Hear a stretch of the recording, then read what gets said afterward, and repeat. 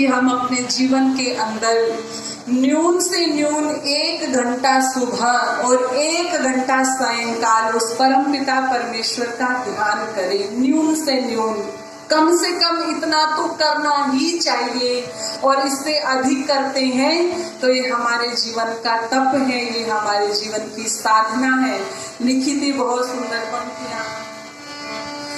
हर पल में हो प्रभु सुमिरन तेरा,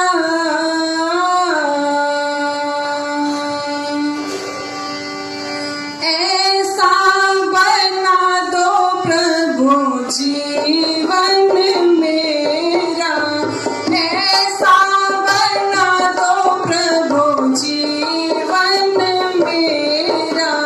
तेरी भक्ति करते करते बीते हर पल मेरा, मेरा हर पल में हो प्रभु सुमिरन तेरा, ऐसा बना दो प्रभु जीवन मेरा, ऐसा बना दो प्रभु जीवन मेरा।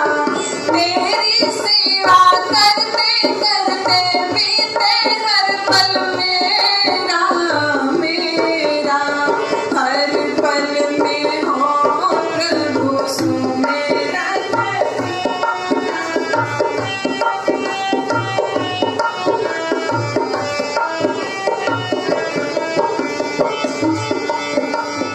याद तेरी को सदा दिल में बसाऊं, याद तेरी को सदा दिल में बसाऊं। आठों पहर बस तेरे गीत गाऊं, आठों पहर बस तेरे गीत गाऊं। तेरे चरणों में, तेरे चरणों में रहे मन मेरा, ऐसा बना दो प्रभु जीवन मेरा, ऐसा बना दो प्रभु जीवन मेरा। तेरी भक्ति करते करते बीते हर पल मेरा, मेरा हर पल में हो प्रभु सुमिरन तेरा, ऐसा बना दो प्रभु जीवन मेरा, ऐसा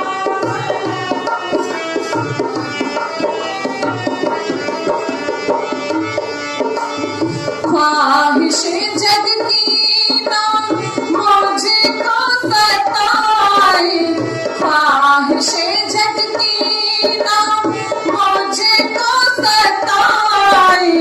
चिंताएं हरगिज ना नजदीक आए, चिंताएं हरगिज ना नजदीक आए। करती रहूं प्रभु चिंतन तेरा, करती रहूं प्रभु चिंतन तेरा, ऐसा बना दो प्रभु जीवन मेरा, ऐसा बना दो प्रभु जीवन मेरा।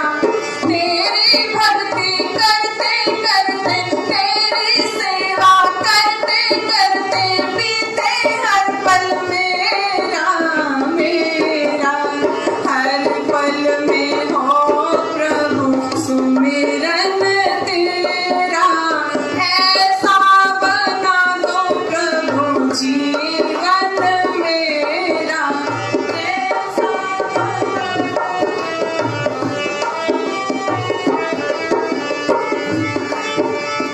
ऐसा तेरी भक्ति में दास खो जाए, ऐसा तेरी भक्ति में दास खो जाए।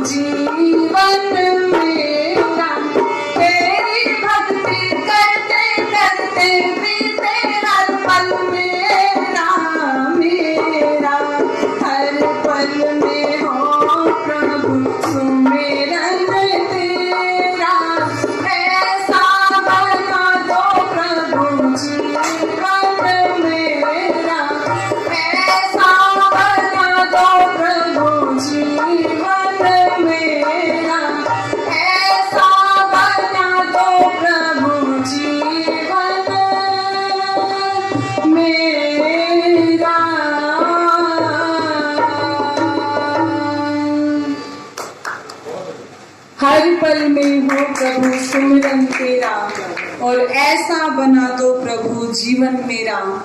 ऋषिवर दयानंद जी ने हमें एक विधि दी है जिसे हम कहते हैं पंच महायज्ञ विधि, जिसकी चर्चा पूज्य आचार्य जी आप लोगों के मध्य में कर रहे थे कि 6 चेतन देवता है, और उन्होंने बताया तो उसी के अंदर ऋषिवर दयानंद जी ने हमें पहला यज्ञ दिया जिसकी चर्चा मैंने की है, जो ब्रह्म यज्ञ के अंतर्गत आता है कि हम परमपिता परमेश्वर का ध्यान करें, जिसके लिए हमारे ऋषि मुनियों ने संध्या का विधान हमारे लिए किया है। लेकिन ये परंपराएं आज धीरे धीरे समाप्त हो गई। और दूसरा यज्ञ ऋषिवर दयानंद हमें देते हैं अग्निहोत्र देव यज्ञ, जो पूज्य आचार्य जी ने किया। उसके बाद तीसरा यज्ञ आता है पितृ यज्ञ, जिसके अंतर्गत आता है कि हम अपने जीवित माता पिता की सेवा करें, उनका सम्मान करें, उनकी शुश्रूषा करें, जिसकी चर्चा पूज्य आचार्य जी कर रहे थे। और संयोग से ये पक्ष चल रहा है जिसको आजकल लोग श्राद्ध कह करके मना रहे हैं। लोग तो कह देते हैं कि आर्य समाज श्राद्ध को नहीं मानते, लेकिन पूज्य आचार्य जी जैसे कह रहे थे, ऋषिवर दयानंद परिभाषा देते हैं कि जो श्रद्धा से अपने माता पिता की सेवा करता है वो श्राद्ध कहलाता है। श्रद्धा से, ऐसे नहीं कि ले 2 रोटी खा ले, ये ले कपड़े तेरे लिए ला करके दे दी, इनका मन करे तो पहले, ऐसे नहीं, श्रद्धा से, भावना से उनको खिलाए, वो श्राद्ध कहलाता है। लेकिन आज उस चीज को तो हमने समाप्त कर दिया। लेकिन इस साथ में पाखंड और अंधविश्वास, जिसके लिए ऋषिवर दयानंद शब्द देते हैं, ऋषिवर दयानंद उनको ब्राह्मण नहीं कहते, ऋषिवर दयानंद उनको कहते हैं पोप, कि जो छल से कपट से अपना पेट भरता है वो पोप कहलाता है। ब्राह्मण तो वो होता है जो ब्रह्म को जानता है, ब्राह्मण तो वो होता है जो यज्ञ पहले खुद करता है और फिर दूसरों के घर में करता है, जो पहले विद्या का दान खुद प्राप्त करता है फिर दूसरों को विद्या का दान देता है। ब्राह्मण तो वो होता है, ये वाले नहीं जो लोगों को बहकाते हैं, तुम्हारे ऊपर शनि चढ़ गया, तुम्हारे ऊपर मंगल चढ़ गया, शरीर के ऊपर एक मक्खी बैठ जाए तो भी पता चल जाता है, लेकिन ये इतने बड़े बड़े ग्रह हमारे शरीर पर आकर के बैठ जाते हैं, हमें पता नहीं चलते, उन ब्राह्मणों को पता चल जाते। ये होते हैं पोप, जो अपना ठग करके लोगों को बहका करके अपना पेट भरते हैं। तो निवेदन कर दूं, ऋषिवर दयानंद तीसरा यज्ञ हमें देते हैं पितृ यज्ञ, कि हम अपने माता पिता की सेवा करें। और महाभारत के अंदर एक संवाद आता है, यक्ष और युधिष्ठिर का संवाद, जिसके अंदर वो प्रश्न पूछते हैं। वहां पर यक्ष महाराज युधिष्ठिर से प्रश्न पूछते हैं कि युधिष्ठिर ये बताओ कि धरती से भारी कौन है, धरती से भारी। तो वहां पर युधिष्ठिर महाराज उत्तर देते हैं यक्ष महाराज को कि धरती से भारी यदि कोई है तो वो माँ है, माँ। और एक और प्रश्न पूछते हैं कि आकाश से बड़ा कौन है, आकाश से बड़ा। तो युधिष्ठिर जी कहते हैं कि आकाश से बड़ा कोई है तो वो पिता होता है। और कितना बड़ा होता है पिता? वो होता है चाहे खुद के पैरों में चप्पल ना हो लेकिन बेटे के पैरों में जूते होते हैं, खुद के शरीर पर फटे पुराने कपड़े हो लेकिन बेटे के शरीर पर या अपनी बेटी के शरीर पर जैसे वो चाहते हैं वैसे कपड़े प्रदान करता है, वो पिता होता है। ये रखते तो है अपनी भावनाओं को छुपा करके, जैसे एक माँ व्यक्त करती है वैसे अपनी भावनाएं पिता व्यक्त नहीं करता। ये आप सबने अपने जीवन में देखा होगा, सबने देखा होगा। लेकिन एक छोटा सा बालक, एक छोटी सी घटना मुझे याद आ गई। एक छोटा सा बालक सब्जी बेच रहा था, एक व्यक्ति आया उसके पास में, और जब वो छोटा सा बालक सब्जी बेच रहा था तो वो जो व्यक्ति खरीदने के लिए सब्जी आया तो वो व्यक्ति कहता उस छोटे से बालक से, बेटा क्या तेरे पास पालक है, क्या तेरे पास पालक है? तो वो छोटा सा बच्चा बात को पकड़ना वो छोटा सा बच्चा कहता है, बाबूजी यदि मेरे पास पालक होता तो मैं पालक नहीं बेचता। क्योंकि पिता को पालक कहते हैं, जो पालन करता है, पोषण करता है, कि यदि मेरे पास पालक होता तो आज मैं पालक नहीं बेचता। ये पिता होता है, ये पिता होता है। और माँ का ऋण तो हम उतार ही नहीं सकते। ये बात तो आपने बार बार सुनी होगी, लेकिन ये बातें बार बार दोहराई जाती है। क्यों? क्योंकि आज उन बातों को हम एक कान से सुनते हैं तो दूसरे कान से निकाल देते हैं। हमारे ऋषि मुनियों ने हमारे लिए 4 आश्रम बनाए थे। 4 आश्रम, ब्रह्मचर्य आश्रम, गृहस्थ आश्रम, वानप्रस्थ आश्रम और संन्यास आश्रम। ये जो 5वां आश्रम आज बना हुआ है वृद्धाश्रम, है ना, वृद्धाश्रम, ये हमारे ऋषि मुनियों ने नहीं बनाए, ये हमने बनाए हैं। ये हमारी संस्कारहीनता का परिचय है। ये जो जगह जगह पर वृद्धाश्रम खुले हुए हैं, वरना तो इतिहास ऐसा है कि अंधे माता पिता को श्रवण ने अपने कंधों पर बैठा करके ऋषि मुनियों के प्रवचन सुनाए थे। इतिहास तो हमारा इतना गौरवशाली है कि पिता के मुख से भी नहीं निकला था कि राम 14 वर्ष के लिए वनवास जाना है। सौतेली माँ कहते ही थी, माँ ने तो कहा था, और कहते ही 14 वर्ष का वनवास ले लिया था। और प्रश्न उठ रहे थे कि पता नहीं राम वन जाएगा कि नहीं जाएगा।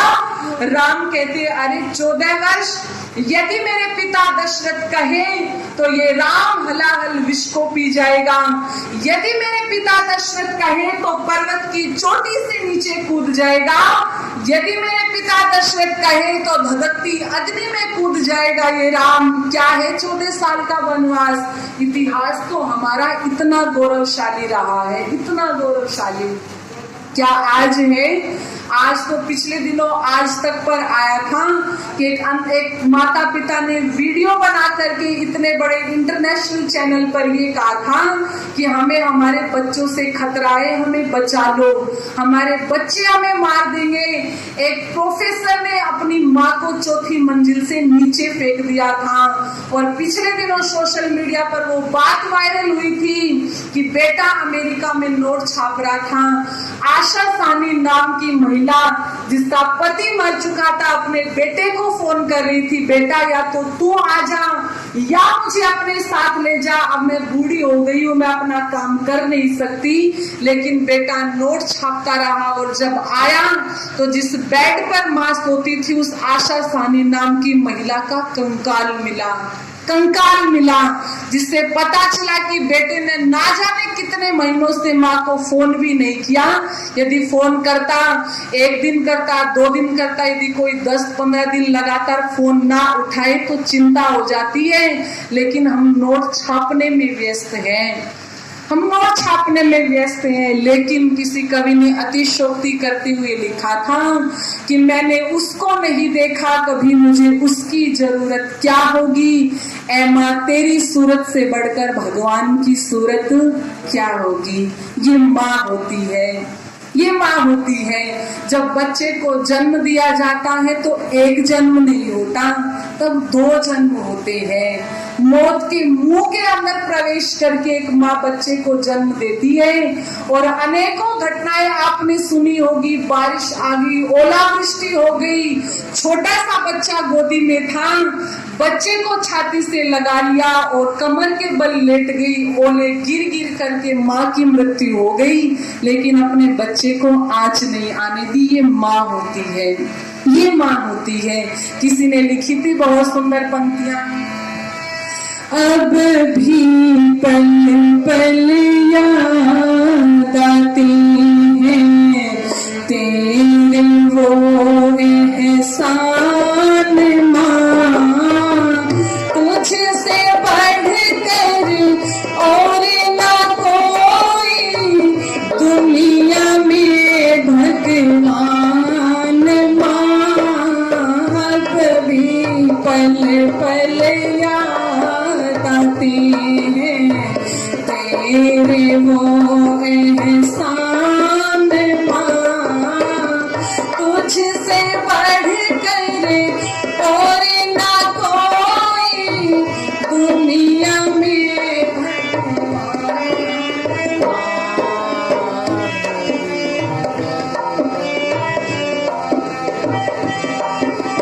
बड़े प्यार से देखा किया, चल का दूध पिलाया,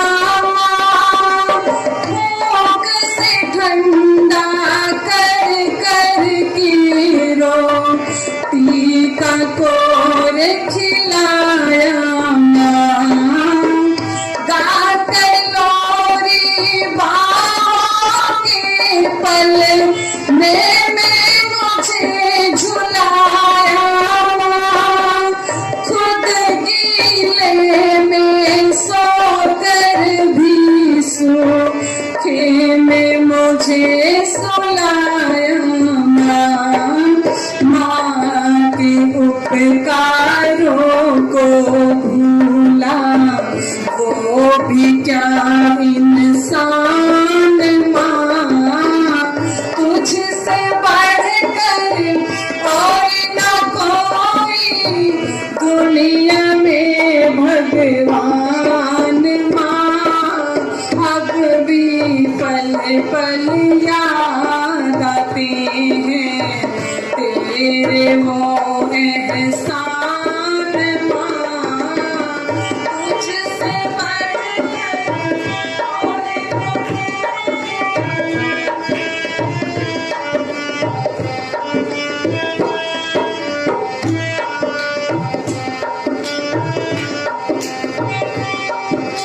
चिड़ियों के जगने से पहले रोज सुबह जग जाती माँ, चिड़ियों के जगने से पहले रोज सुबह जग जाती माँ, रात ढले जब सब सो जाते तब जाकर सो पाती माँ, बड़े बड़े दुख दर्द सभी कुछ हंस करके सह जाती माँ, धागा बन कर बिखरे मोती सदा समेटे रखती माँ, माँ तुझ में है नूर प्रभु का, माँ तुझ में है नूर प्रभु का, ईश्वर की पहचान, माँ तुझसे बढ़कर और न कोई दुनिया में भगवान,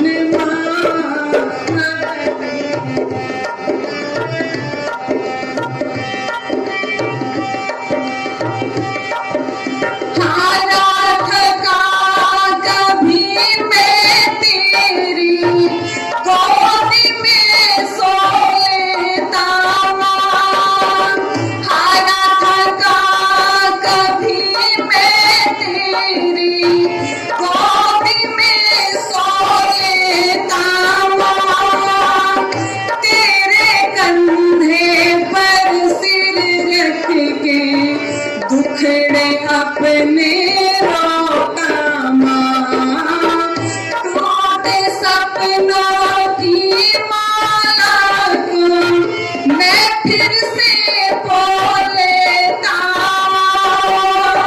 मन की बंजर धरती ऊपर फिर सपने बोलेता माँ, तू सारे संताप मिटा कर,